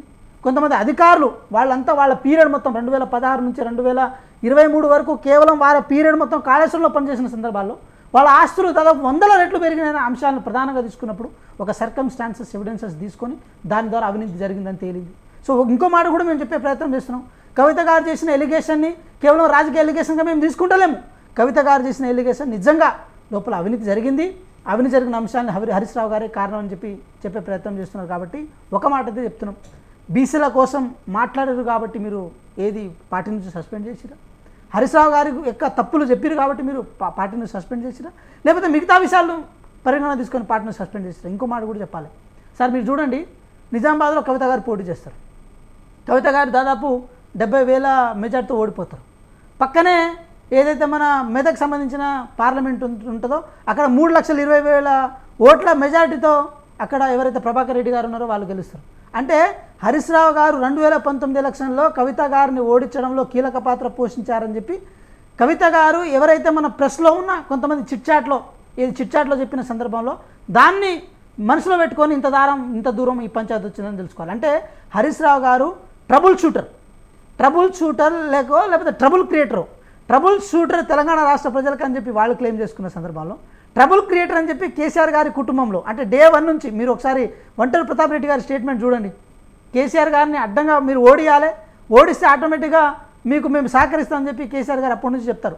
అంటే ఎవరు ఎటువంటి వకాల్తాలు పుచ్చుకున్నా ఎటువంటి ఇది చేసినా కూడా హరీష్ రావు గారు డే 1 నుంచి బీఆర్ఎస్ పార్టీని బొక్కబెట్టడానికి క్లియర్ కట్గా ఉన్నారని చెప్పి అంశాన్ని స్లోగా సరే చాలామంది అంటే కేటీఆర్ గారు అక్కడ అడ్జస్ట్ అవ్వచ్చు, సంతోష్ రావు గారు, హరీష్ రావు గారు వీళ్ళు ఏదైతే ఒక సిండికేట్ అంశాన్ని వీళ్ళు నడిపించుకునే క్రమంలో తెలంగాణ రాష్ట్రాన్ని సిండికేట్ అయితేనే పరిపాలన చేసుకోవచ్చు, పరిపాలన చేయగలిగితేనే మళ్ళీ తెలంగాణ రాష్ట్రాన్ని దోచుకోవచ్చు. పరిపాలన ఒక చోటికి రావాలంటే ఎంత కష్టం వచ్చినా ఎంత ఇబ్బంది వచ్చినా కూడా కాడిని నెత్తిన పెట్టుకున్న తర్వాత దాన్ని వదులుకోవడానికి సిద్ధపడవద్దని చెప్పి వాళ్ళు క్లియర్ కట్గా ప్లాన్ వేసుకున్నారు. కానీ కవిత గారు దానికి సిద్ధంగా లేరు. ఒక మహిళగా తెలంగాణ రాష్ట్ర ఒక జాగృతి రాష్ట్ర అధ్యక్షురాలుగా తెలంగాణలో ఏది గల్లీన తిరిగారు కాబట్టి ఆ అంశాన్ని వాళ్ళు ఏది తేటతెల్లం చేసే ప్రయత్నం చేశారు. మేము ఒకటే చెప్తున్నాం, తెలంగాణ రాష్ట్ర ప్రజలారా మీరు ప్రధానంగా తెలంగాణ రాష్ట్ర ప్రజలకు మేము విన్నవించుకుంటున్న అంశం ఇది వాళ్ళ ఇంటికాడ గట్టి పంచాయతీ కాదు, వాళ్ళ ఇంకో అంశం కాదు. ఇది తెలంగాణ రాష్ట్ర ప్రజల యొక్క ఆస్తిని వాళ్ళ జేబులో పెట్టుకున్న తర్వాత అది పంపకాల విషయంలో తేడా వచ్చింది. ఆ తేడా వచ్చిన క్రమంలో ఇదంతా జరుగుతున్న ప్రక్రియని మేము భావిస్తున్నాం. అదేవిధంగా ఇంకో మాట కూడా చెప్పాల్సి వస్తే సార్ మీరు ప్రధానంగా అర్థం చేసుకోవాల్సిన అవసరం ఉంది. కవిత గారు ఇచ్చే ప్రతి స్టేట్మెంట్ని వాళ్ళు ఎందుకు ఏది మౌనంగా ఉన్నారంటే అంటే ఇంకా రెచ్చగొట్టుకుంటూ పోతే ఇంకా మనలో లోపాలు బయటకు వస్తాయన్న ఉద్దేశంతో వాళ్ళు చేస్తున్నారు. కవిత గారు జగదీశ్వర్ రెడ్డి గారి విషయంలో వాస్తవాలు చెప్పారు, అది వాస్తవం కాదంట సార్. ఉమ్మడి నల్గొండ జిల్లాలో ఏది ఎస్సీ ఎస్టీ బీసీ నాయకులు అసలు ఎట్లాగో ఎదగనీయలే, కనీసం ఇంకో నాయకుని కూడా ఎదగకుండా జగదీశ్వర్ రెడ్డి గారు ఏకఛత్రాధిపత్యాన్ని చేసి తల ఉమ్మడి నల్గొండ జిల్లాలో ఎంత ఇది చేశారన్న విషయం కవిత గారు చెప్పారు.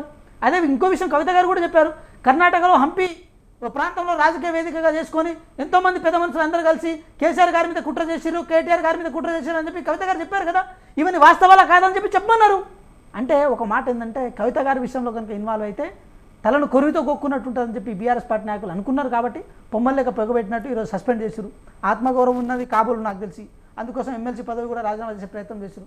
కానీ ఏదేమైనప్పటికీ కూడా తెలంగాణ రాష్ట్రంలో తెలంగాణ రాష్ట్ర అంశాలని మళ్ళీ ఇంకో మాట కూడా అంటారు, కవిత గారిని కాంగ్రెస్ పార్టీ మాట్లాడిస్తుంది, కాంగ్రెస్ పార్టీ దగ్గర నుంచి ప్రతిదీ మాట్లాడిస్తుంది, మా మీద బురదల ప్రయత్నం చేస్తారు. మాకు ఎటువంటి అవసరం లేదు సార్. ఏది కాంగ్రెస్ పార్టీ వీళ్ళ చేత వాళ్ళ చేత మాట్లాడించాల్సిన అవసరం లేదు.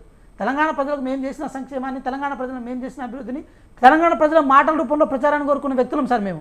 ఈ రాజకీయ లుకలుకలు ప్రేరేపిత అంశాలను మేము వెంటనే ప్రేరేపించుకొని మేము దాంట్లో ఏలు పెట్టాల్సిన అవసరం లేదు. ఒక మాట అయితే స్పష్టం చేసే ప్రయత్నం చేస్తున్నాం. కాళేశ్వరం బ్రిడ్జి కుంగింది, కూలిపోయిందని చెప్పి మేము చాలాసార్లు అంటే బర్రెలు ఉన్నాయని చెప్పి రాహుల్ గాంధీ గారిని, రేవంత్ రెడ్డి గారిని కామెంట్ చేసిన కేటీఆర్ గారు అదే ప్రకృతి ఆ బర్రెను కుంగుబాటు రూపంలో బయటకు తీసుకొచ్చిన తర్వాత తెలంగాణ ప్రజలు ఒక నిర్ణయానికి వచ్చారు. అదేవిధంగా కవిత గారి విషయంలో కానీ, కేసీఆర్ గారి కుటుంబం సంబంధించిన పార్టీ పొలిటికల్ అంశాల విషయంలో కానీ కాంగ్రెస్ పార్టీ ఎక్కడ ఏలు పెట్టదు, ఎక్కడ కాలు కూడా పెట్టదు. మాకు అవసరమే లేదు. ఇన్ కేసు మీలో కనుక నిజంగా లుకలుకలు జరిగితే అవే కాలక్రమేణా కాలానికి అనుగుణంగా బయటకు వస్తాయి, తెలంగాణ ప్రజలకు నిజాలు తెలుస్తాయి సార్. రైట్. జయరాం గారు, చెప్పండి. జయరాం గారు, మొత్తం మీద కవిత చాప్టర్కు సంబంధించిన అయితే ఇప్పుడైతే వాస్తవానికి కూడా ఒక లీక్ వీరుడని కాకుండా హరీష్ రావు సంపాదన మీద కూడా తాను కామెంట్లు చేయడం జరిగింది. ఎందుకంటే గతంలో ఎంత ఉండే ఇప్పుడు ఎంత ఉంది ఆ ఆస్తులు అనేది. అంటే వీరందరికీ కూడా వాస్తవానికి కేసీఆర్ ఆస్తులు ఎంత ఉన్నాయి, హరీష్ రావు ఆస్తులు ఎంత ఉన్నాయి, కేటీఆర్ ఆస్తులు ఎంత ఉన్నాయి, కవిత ఆస్తులు ఎంత ఉన్నాయి అనేది కూడా వాస్తవానికి తెలిసింది. ఎందుకంటే 2001 నుంచి వెళ్ళి 2002 నుంచి వెళ్ళి మొదలుకుంటే ఇప్పటి వరకు కూడా మనం చూసినాం. తెలంగాణ ప్రభుత్వం వచ్చి 2023 వరకు కూడా వీళ్ళ ఆస్తుల సంపాదన పెడితే మాత్రం ఒకరి మీద ఒకరు ఇలా చూసుకోవడం వరకు ఎంతవరకు సమావేశం అంటారు? ఒకటి మనము దీంట్లో చూడొస్తే రాజకీయాలలో వచ్చిన ప్రతి ఒక్కరూ జనరల్గా ఏం చెప్తారంటే, నేను రాజకీయంతో సర్వీస్ చేస్తాను, సర్వీస్ నమోటు ప్రజలకు సేవ చేస్తాను అంటారు. సేవ చేస్తే డబ్బులు ఏమైనా వస్తాయా రాజమౌళి గారు? సేవ చేసిన వాళ్ళకి ఎవరికైనా పైసలు వచ్చినట్టు ఏమైనా చూసినామా దాఖలాలు? పోతాయి. మరి ఈ సేవ చేసి నీకు వచ్చిన కాంగ్రెస్ పార్టీ నాయకులు, సేవ చేయడం కోసం వచ్చిన బీఆర్ఎస్ నాయకులు, సేవ చేయడం కోసం వచ్చిన బీజేపీ నాయకులు, సేవ చేయడం కోసం వచ్చిన రాజకీయ నాయకులు, ఎంటైర్ రాజకీయ నాయకులు ఆస్తులను ఒక్కసారి పరిశీలిస్తే మరి భారతదేశ గుండెలు ఎక్కడ పోతాయో, భారతదేశం మొత్తం ఉన్న 140 కోట్ల మంది గుండెలు ఎక్కడికి పోతాయో, వాళ్ళ మానసిక స్థితి ఏమైపోతుందో. అంటే ఈరోజు ఎవరు దీనికి అతీతులు కాదు, దోపిడికి ఎవరు అతీతులు కాదు.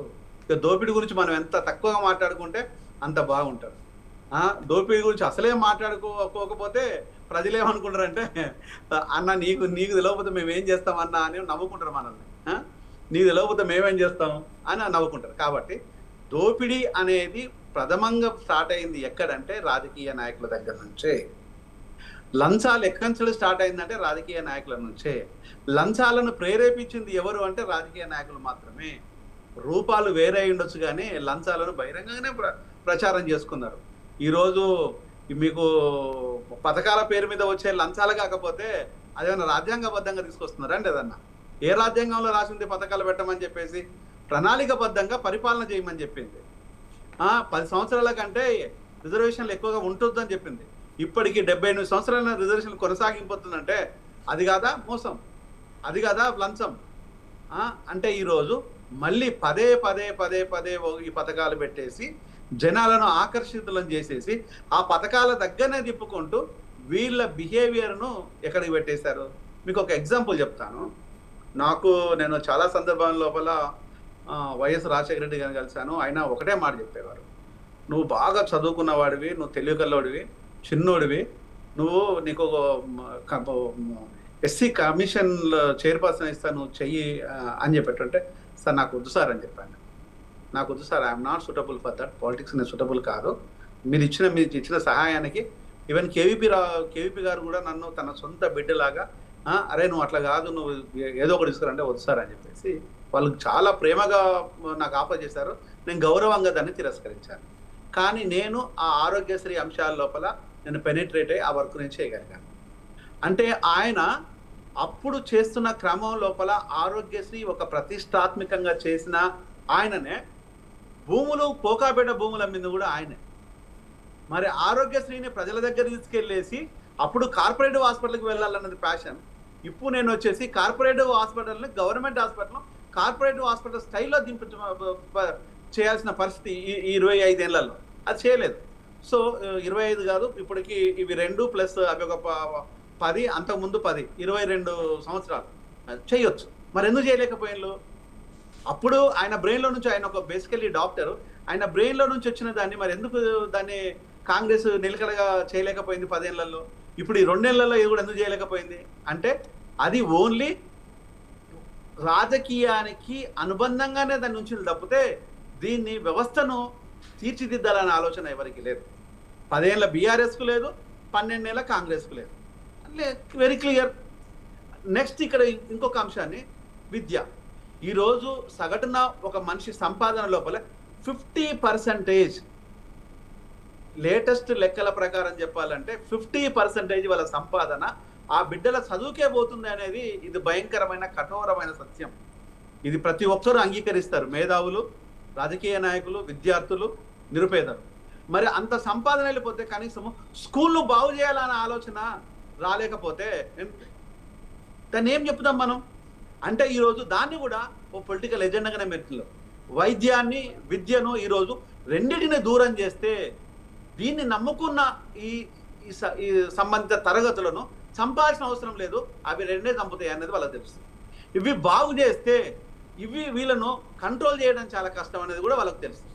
అందుకోసం మీకు 78 సంవత్సరాల నుంచి కొంచెం కొంచెం కొంచెం కొంచెం విద్యను, వైద్యాన్ని ప్రజలకు దూరంగా ఉంచేసి 2%, 3% వీళ్ళ కేటాయింపుల లోపల.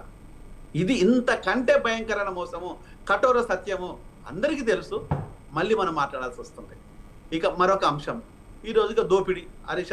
హరీష్ అన్న దోపిడీ అందామా, మన రేవంత్ దోపిడీ అందామా, లేదంటే కేసీఆర్ గారు దోపిడీ అందామా, చంద్రబాబు నాయుడు దోపిడీ అందామా అన్నారు. ఈరోజు హైటెక్ సిటీ వచ్చిన సమయం లోపల చంద్రబాబు గారి సంబంధించిన కులానికి సంబంధించిన వ్యక్తులవి మీరు కొంచెం రిజిస్ట్రేషన్ ఆఫీసులలో కనుక రైట్ టు ఇన్ఫర్మేషన్ యాక్ట్ కింద తీసుకున్నట్టు అయితే ఎవరికి, ఏ సామాజిక వర్గానికి అత్యధికంగా రిజిస్ట్రేషన్ జరిగినాయి చూడండి.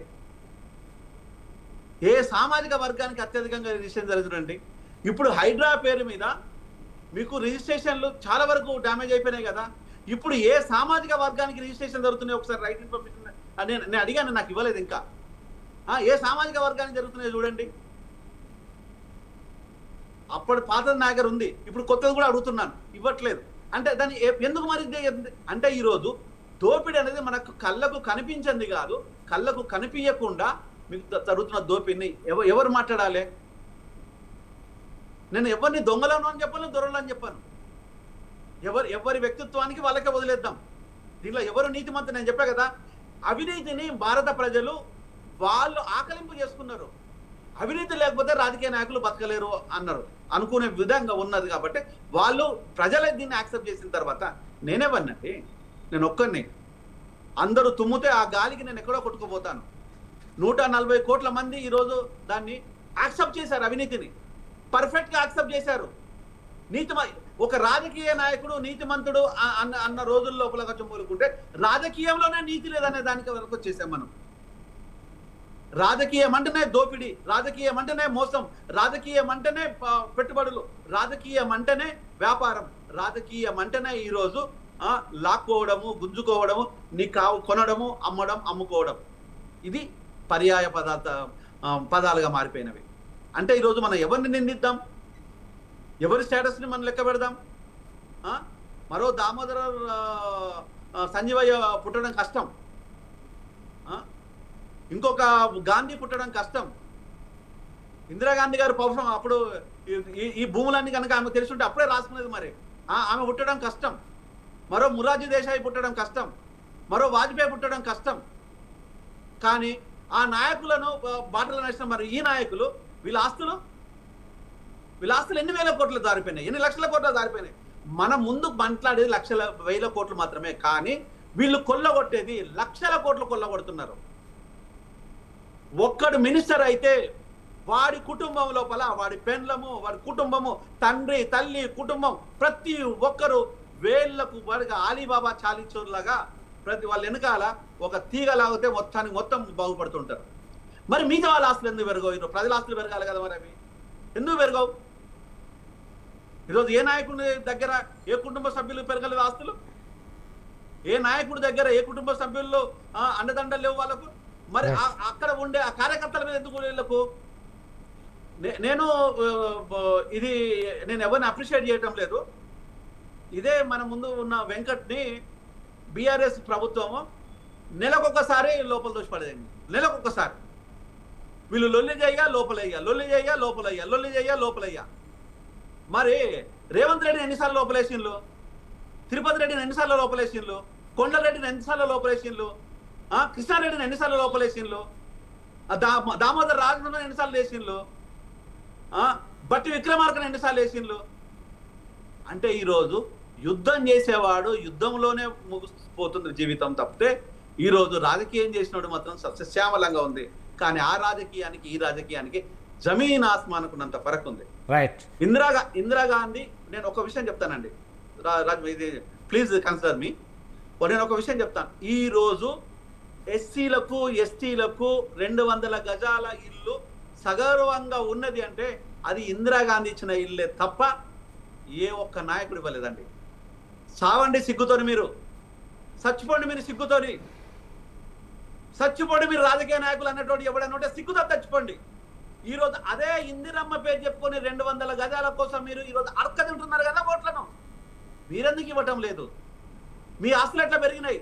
ఎకరాలకు ఎకరాలు, 100 ఎకరాలు, 1000 ఎకరాలు, 1,00,000 ఎకరాలు ఈరోజు భూకుంభకోణాలు జరిగిపోయినాయి. మీకు 2005 లోపల మన దగ్గర ఉన్న మిగులు భూములు 1,28,00,000 ఎకరాల మిగులు భూములు ఉంటే ఈ రోజు ఎంత ఉన్నాయో చెప్పు ముఖ్యమంత్రి గారు. ఉన్నాయా అసలు? భూములు ఉన్నాయా? తిన్నాడెవ్వడు? ఆ భూములు మింగినోడెవ్వడు? 60 గజాలు ఇవ్వడానికి 6 మంది చచ్చిపోయినలే. కరెంటు బిల్లులు పెంచమన్న దానికి 3 చచ్చిపోయినలే. ఈరోజు ఇదే కనుక మీకు హైడ్రా తీసుకొచ్చిన తర్వాత ఉన్నత కులపోళ్ళై, ఉన్నత వర్గాలే, రాజకీయ నాయకుల కొంపలు చాలా పదిలంగా ఉన్నాయి. జయరాం గారు టైం లేదు. ఇది కదా మోసాలు. ఇన్ని మోసాల మధ్య లోపల ఏ మోసం గురించి మాట్లాడతాను చెప్పండి ఈరోజు? రైట్. రామూర్తి గారు చెప్పండి.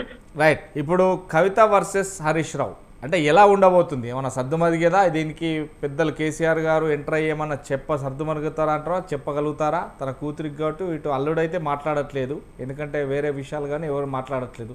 కానీ ఇవంతా కూడా లీక్ వీరుడు అన్న నేపథ్యంలోనే ఇంకా కూడా కొన్ని బయటికి వస్తాయి అనేది మాత్రం కొంత చర్చనీయాంశంగా ఉంది. ఎలా ఉండబోతుంది? ఇప్పుడు మీకు ఆన్సర్ చేసే ముందు వాస్తవంగా బీజేపీ అదేవిధంగా కాంగ్రెస్ అదేవిధంగా జయరామన్న గారు కొన్ని ప్రశ్నలకి సమాధానం చెప్పదలుచుకుంది. ఎందుకంటే టైం లేదు కాబట్టి తొందరగా చెప్పడానికి ప్రయత్నం చేస్తా. ఎందుకంటే మా పార్టీ నిర్ణయం మేము తీసుకున్నాం. కవితక్క వల్ల మా పార్టీకి కొంచెం ఇబ్బందికరమైన వాతావరణం అవుతుంది కాబట్టి గౌరవ కేసీఆర్ గారు నిర్ణయం తీసుకున్నారు. రాష్ట్ర ప్రజల కన్నీళ్ళ కంటే కవితక్క ఇష్యూ మాకు పెద్దది కాదు. ఎందుకంటే రాష్ట్ర ప్రజలు పడుతున్న ఇబ్బందులు ఏదైతే 20 నెలలుగా అంతా ఇంత కాదు, హైడ్రా నుంచి ఏదైతే యూరియా వరకు మొత్తం చూసుకోవచ్చు. మొత్తం ప్రజల మధ్యలోనే ఉన్నది, ప్రజల ముందే ఉన్నది. అదేవిధంగా హరీష్ రావు గారి మీద ఈ రోజు కాదండి, బీజేపీ నాయకులు కృష్ణారెడ్డి అన్న వాస్తవంగా ఎప్పుడు మాట్లాడినా నాకు శాంతి స్వరూప్ వాయిస్ లాగానే వినబడుతుంది. ఆయన వాస్తవంగా ఆయన మాట్లాడినప్పుడల్లా శాంతి స్వరూప్ గుర్తు చేస్తాడు. అదేవిధంగా నేను ఏమంటున్నా, ఒక్కరోజు కాదు, ఏదైతే 2011 ఏదైతే మేము చేసినప్పటి నుంచి ఇప్పటి వరకు, పార్టీ పెట్టినప్పటి నుంచి ఇప్పటి వరకు, 2001 నుంచి ఇప్పటి వరకు హరీష్ రావు గారి మీద మాట్లాడుతూ ఉన్నారు, పార్టీ పెడతారని, పార్టీ పోతారని. కానీ గౌరవ కేసీఆర్ గారు ఏదైతే తయారు చేసిన వాస్తవంగా ట్రబుల్ షూటర్ అంతే తప్ప బబుల్ షూటర్ కాదు, ఇంకే షూటర్ కాదు. ఇంకోటి ఏంటంటే వాస్తవంగా చెప్పాలంటే షూటర్ మాత్రమే. నేను చెప్తా వినండి. డబుల్ షూటర్ ఇంకే షూటర్ అయినా కూడా వాస్తవంగా షూటర్ మాత్రమే. పార్టీ షూట్ చేయాలనుకుంటే షూట్ చేస్తుంది అంతే తప్ప కానీ బుల్లెట్ నింపేది మాత్రము గౌరవ కేసీఆర్ గారు మాత్రమే అని మరో పదే చెప్తున్నా. అదే విధంగా ఆర్థికంగా ఎంత క్రమశిక్షణగా ఉంటే ఇరిగేషన్ డిపార్ట్మెంట్ నుంచి వెళ్ళి ఏదైతే ఇరిగేషన్ మినిస్టర్ నుంచి వెళ్ళి ఫైనాన్స్ మినిస్టర్ ఇస్తారో అర్థం చేసుకోవాలి. గౌరవ్ కేసీఆర్ గారు కవితక్క గారు మాట్లాడుతూ ఎందుకంటే ఇరిగేషన్ డిపార్ట్మెంట్ తీసేసిండు మిమ్మల్ని తర్వాత మంత్రివర్గంలో అంటే దాని తర్వాత ఏమి ఇచ్చింది అన్నది కూడా చూసుకోవచ్చు. ఎందుకంటే ఫైనాన్స్ మినిస్టర్ ఇచ్చిండు, ఎందుకంటే అది ఆర్థికంగా ఎంత క్రమశిక్షణ ఉంటే ఒక మనిషికి వస్తుంది అన్నది అర్థం చేసుకోవచ్చు. అదే విధంగా గౌరవ్ కేసీఆర్ గారు దేవుడు అన్నారు కదా, దేవుడు నిర్ణయించిన నిర్ణయం అది, అంతే తప్ప కానీ దాన్ని వక్రీకరించి ఇంకేం చేసినా కూడా దానిలో వాస్తవంగా వచ్చేది ఏం లేదు. అదే విధంగా ఇక్కడ వాస్తవంగా కేటీఆర్ గారి గురించి కూడా చాలా అంశాలు కూడా మాట్లాడింది. ఎందుకంటే యూట్యూబ్లు మేనేజ్ చేసుకోవడం ఎంత పెద్ద మాట. ఒక ఐటీ పురపాలక శాఖ మంత్రిగా చేసిన గౌరవ కేటీఆర్ గారు వాస్తవంగా ఏంటంటే చిన్న అంశం, ఎందుకంటే IT and ITS exports values ఏదైతే 2014-15లో 57,000 కోట్లు, దాన్ని 2022-23 వరకు ఎంత తీసుకొచ్చిందంటే 2,41,300 కోట్లు. అదే విధంగా ఏదైతే ఇది ఇంక్రీజ్, ఎందుకంటే 2014 నుంచి ఏదైతే 23 వరకు 321% ఐటీ ఎక్స్పోర్ట్ పెంచిండు గౌరవ కేటీఆర్ గారు. అదే విధంగా ఉద్యోగాలు, ఎందుకంటే ఐటీ సెక్టార్లో ఏదైతే 3 లక్షల చిల్లర మాత్రమే ఉండేది దాన్ని దాదాపు 9 లక్షల వరకు తీసుకొచ్చిండు గౌరవ కేటీఆర్ గారు. దాదాపు ఆల్మోస్ట్ ట్రిపుల్ చేసిన గౌరవ కేటీఆర్ గారిని ఏదైతే ఏ విధంగా మాట్లాడుతుంది, యూట్యూబ్లు మేనేజ్ చేసినోడా. అయితే అదే విధంగా హైదరాబాద్ లో 36 ఫ్లైఓవర్లు వేసినోడు. అదే విధంగా హైదరాబాద్ తో పాటు ఏదైతే నగర వాతావరణం ఉన్న రాష్ట్రంలో ఏదైతే ప్రాంతాలను అత్యధికంగా డెవలప్ చేసినోడు. ఒకప్పుడు ఖమ్మం ఎట్లా ఉండే, కరీంనగర్ ఎట్లా ఉండే, సిద్దిపేట ఎట్లా ఉండే, సిరిసిల్ల ఎట్లా ఉండే, ఇట్లా చెప్పుకుంటా పోతే వరంగల్ ఎట్లా ఉండే, ఇవన్నీ చాలా ఉన్నాయి అంశాలు. ఎందుకంటే ప్రతి జిల్లా కూడా కానీ ఆగరి ములుగు అంతే చెప్తా వినండి. ఎందుకంటే కాళేశ్వరం మీద కూడా మిత్రుడు మాట్లాడుతూ మనకు టైం లేదు ఎందుకంటే నేను తొందరగా చెప్తా. ఎందుకంటే కాళేశ్వరం ద్వారా 40 లక్షల ఎకరాలకు నీళ్లు అందించాలనుకున్నాం, 20 లక్షల వరకు చేరుకున్నాం. సరే, దాన్ని రాజకీయ కోణంతోనే రాజకీయంగా యూజ్ చేసుకున్నారు, ఇంకా కూడా యూజ్ చేసుకుంటారు. కొండందవి ఎలకను కూడా పట్టలేరు, వాస్తవంగా అందులో ఏమి లేదన్నది స్పష్టం. అదే విధంగా పంపకాల గొడవ మా మధ్యలో అంటే పంపకాల గొడవ ఎక్కలేదండి, కవిత గారు ఎక్కడ చెప్పలేదు, ఏ విధంగా చెప్పలేదు. వాస్తవంగా ఈ గొడవ కారణం ఆమె మానసికంగా ఎక్కడో ఇబ్బంది పడ్డది. అది వాస్తవంగా కుటుంబ వ్యవహారం అయితే తేల్చుకుంటది, కానీ వాస్తవంగా ఇది రాజకీయ కోణంగా వచ్చింది. అదే విధంగా రాజకీయంలో ఏ నిర్ణయమైనా కూడా తీసుకున్నప్పుడు పార్టీకి ఏదైతే ఇబ్బందికరమైన వాతావరణం కన్న కొడుకైనా కన్న కూతురైనా ఒకటే అని గౌరవ కేసీఆర్ గట్టి నిర్ణయం తీసుకొని ప్రజల ముందు పెట్టిండు. అదే విధంగా కాంగ్రెస్ వాళ్ళు మాట్లాడితే ఏదైతే అవినీతి గురించి మాట్లాడితే ఏ ఫర్ ఆజర్స్, బి ఫర్ బోఫర్స్, అదే విధంగా Z for zero reduction scam, ఈ స్కామ్ చేసిన వాళ్ళు 700 కోట్లు ఏదైతే రాహుల్ గాంధీ, సోనియా గాంధీ ఈడీ జప్తు చేసిన వాళ్ళు మాట్లాడితే ఎట్లా అండి, అవినీతి National Herald case Robert Vadra కేసులు అడవేనాయి, ఇవన్నీ చాలా ఉంటాయి. ఇంకోటి రామూర్తి గారు పార్టీ వ్యవహారం ఒకటే అండి, మా కుటుంబ వ్యవహారం మా పార్టీ వ్యవహారంతో ఎవరికి సంబంధం లేదు. మీరు కుర్చీ మడతపెట్టి గుద్దుకోవడం అనేది గాంధీ భవన్ సాక్షిగా గప్ప గుద్దుకోవడం బంద్ చేయండి. అదే విధంగా బీజేపీ పార్టీకి ఎందుకంటే 10 గవర్నమెంట్ గులగొట్టిలు, ఆఖరి మహారాష్ట్రలో కూడా కుటుంబాన్ని వేరు చేసి 2 ముక్కలు చేసి అలా చేయకుండా మంచి సార్ ఒక మాట ఏంటంటే, ఇప్పుడు మన కుటుంబంలో కలహాలను ప్రెస్ మీట్ పెట్టి చెప్తాం సార్, చెప్తే మన కుటుంబ కలహాలు ఎందుకు అవుతుంది. ఇప్పుడు విషయం ఏంటంటే ఎప్పుడైతే ప్రెస్ మీట్ పెట్టి చెప్తారో లేదు ఒక్క నిమిషం మీ ఛాన్స్ అయిపోయింది అన్న. ఒక విషయం ఏంటంటే, ఒక మాట చెప్తున్నా ఏంటంటే, కవిత గారు చాలా విషయాలను ఎక్స్పోజ్ చేసిరు, వాటిని ఇంకా లోతుగా మేము వెళ్ళబోము. మీరే ఆత్మ పరిశీలన చేసుకోవాలి, మీరే ఆత్మ విమర్శ చేసుకోవాలి. కానీ మేమేమంటున్నాం అంటే, కవిత గారు చేసిన ప్రతి ఎలిగేషన్, కవిత గారు చెప్పి తిన్నారు హరీష్ రావు అని చెప్పిన ప్రతి పైసా కేసీఆర్ గారి పైసలు కావోయి, కవిత గారి పైసలు కావోయి, తెలంగాణ ప్రజల పైసలయ్యి. అదే అడుగుతున్నాం మేము.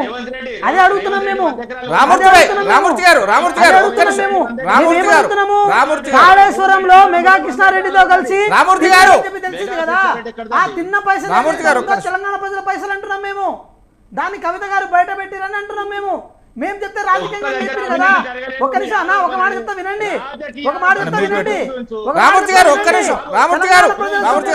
అడ్డంగా పుట్టిన తర్వాత కూడా ఇంకా ఎందుకు బకాయించుకుంటారు?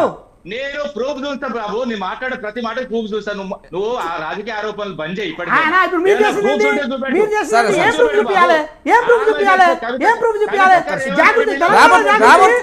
గారు అన్న ఒక మాట చెప్తా వినండి.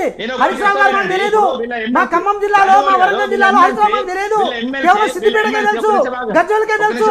కానీ కవిత గారు తెలంగాణ రాష్ట్రంలో ప్రతి మండలానికి తెలుసు, ప్రతి మండలానికి ఒక కమిటీ కాబట్టి. సో వారు చెప్పిన మాటలు అవాస్తవాలు మేమెందుకు నమ్ముతాము? తెలంగాణ ప్రజలు మేమెందుకు నమ్ముతాము? చెప్తారు? అయిపోయింది మీరు కదా. ఎంత బకాయించుకున్నా, మీరు ఎంత స్తబ్దుగా రైట్. ఉన్నా, రామూర్తి భాయ్, మీరు ఒక్క నిమిషం, రామూర్తి గారు ఒక్క నిమిషం. తెలంగాణ ఆయన ప్రజలకు రైట్, తెలిసింది. Right, right. మీరు తెలంగాణ ప్రజల సొమ్మును దోచుకున్నారు.